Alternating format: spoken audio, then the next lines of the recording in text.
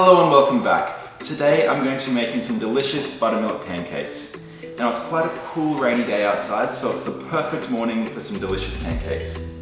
Let's dive into it.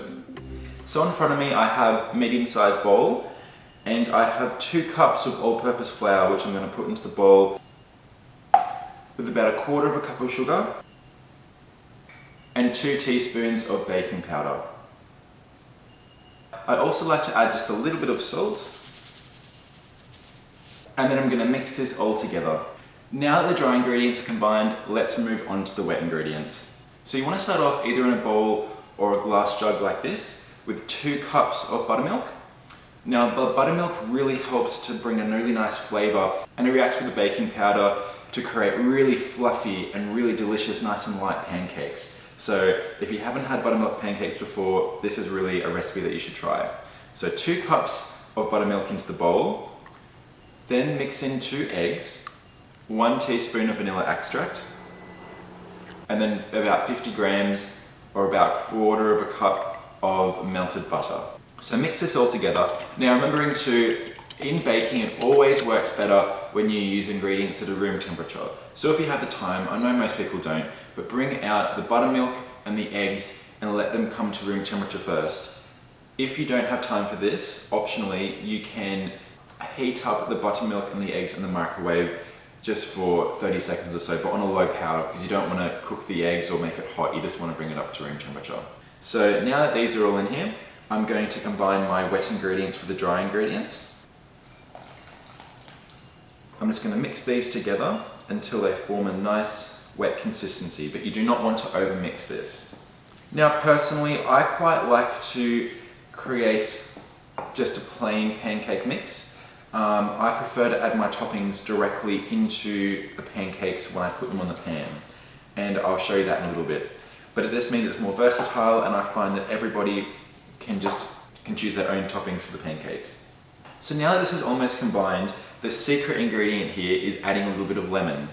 Now the lemon really brings a lot of flavour here, and it's something that's really important. Like, don't miss this step. It's not really in any other pancake recipe, but the lemon, now this one's a bit of an ugly one, it's from my tree and it's so big and whatever, but it doesn't matter. The lemon really adds that flavour and that extra, it really brings it the extra mile. So I would suggest just doing a small squeeze and probably only adding about 1 or 2 tablespoons worth. Don't go overboard again, otherwise you'll have lemon pancakes. The smell of that lemon is just incredible. Right, so now our mixture is just combined. As I said, you don't want to overmix it, otherwise it'll get chewy. As you can see, these are really quick. It only took me about 2 or 3 minutes just to combine this and then straight into the pan. So as we know, unfortunately, the first pancake is always going to be a bit average. Now to avoid this, as best as we can, we want to make sure that the pan is heated up really nicely and just cut a little piece of butter. You can use oil if you want to, but that's not my choice. Pop a little bit of butter into the pan, let that melt, and then put on whatever size pancakes you'd like. Now you don't want to move these, you want to let these sit until they start to get a few bubbles and then flip them.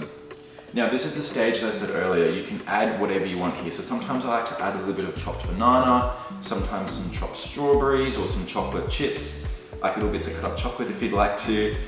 It's really up to you. Today I'm just going to go on the plain route and I'm going to add a few berries and things on the end.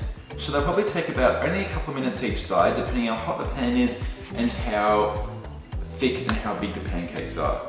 Now as I said, you don't want to play with these too much, you just want to kind of leave them until they're ready. It is very easy here on a non-stick pan. Now I like to keep my pancakes of a medium size. I don't like massive pancakes. They're too hard to flip, they get too hard to maneuver, they fall apart. But as I said, whatever size you would like, completely up to you. Alright, so this is where we can start being really creative. I've cooked all my pancakes. I got 1, 2, 3, 4, 5, 6. I got 7 pancakes out of this mix. I'd say they're all about medium size.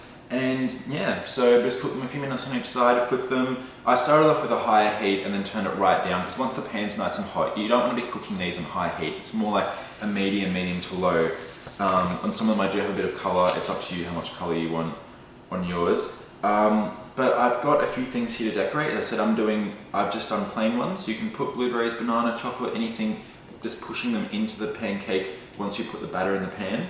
But I've got some raspberries, some blueberries, maple syrup and some ice cream here today to, I guess, let's say decorate. It's not a cake, but decorate these pancakes.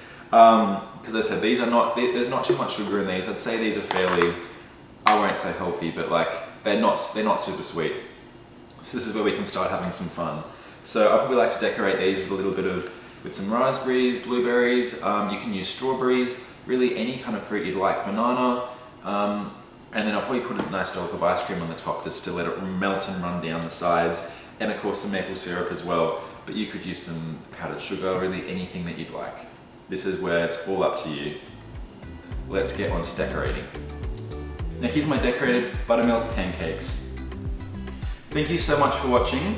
As you can see, I cannot wait to dive into this. You have to get into it quickly because the ice cream starts melting and running everywhere. But also a little side note, I've stacked them all up because it looks cool in a photo. I'm not actually going to eat 7 pancakes.